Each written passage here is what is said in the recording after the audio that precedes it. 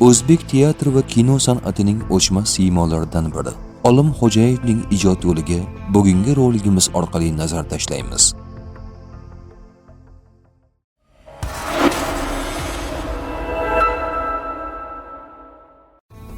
Mashhur o'zbek aktyori, rejissyor va jamoat arbobi Olim Xo'jayev 1910-yil 24-sentyabrda Buxoroda tug'ilgan.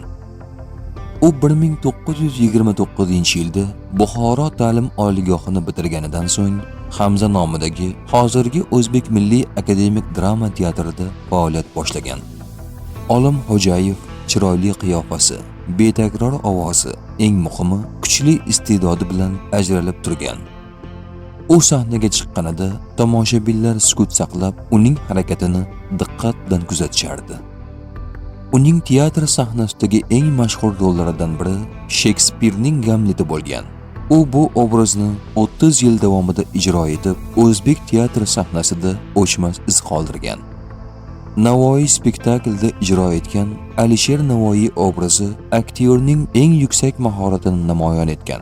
U bu rolni 25 yil davomida ijro etgan.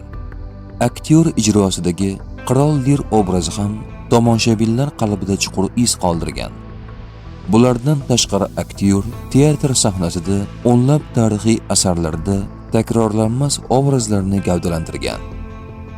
1951-yilda Olim Xo'jayev Moskvada rejissyorlik kurslarini tamomlagan. Rejissyor sifatida bir necha spektakllarni sahnalashtirgan. Bolgariyadagi gastrol safarida Hamzaning mashhur Boy ila xizmatchi dramasini sahnalashtirib, xalqaro e'tirofga ham erishgan. Boylik!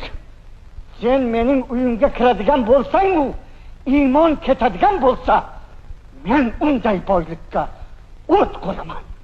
O't! O'zbek kinosini ham Olim Xo'jayevsiz tasavvur qilib bo'lmaydi.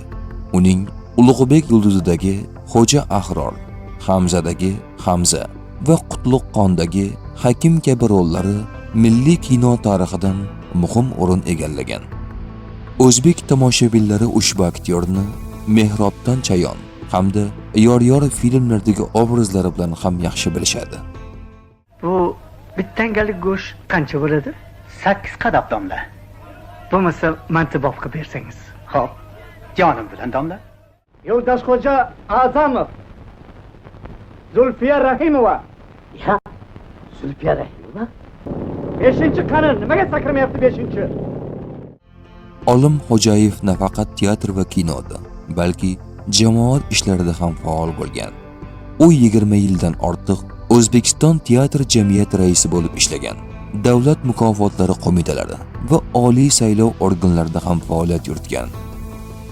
Aktyorning uzoq yillik mehnatlari munosib baholanib, 1959-yilda xalq artisti unvoni, 1949, 67 va 77-yillarida davlat mukofotlariga ega bo'lgan. O'limidan keyin 2002-yilda esa buyuk xizmatlari uchun ordeni bilan taqdirlangan. Olim Xo'jayev 1977-yil 14-yanvar sanasida Moskvada vafot etgan. Aktyorni Toshkentdagi Chig'atoy qabristoniga dafn etilgan. Bugun uning nomi Sirdaryo viloyatidagi musiqali drama teatri, Buxoro hamda Toshkentdagi mahallalarga berilgan.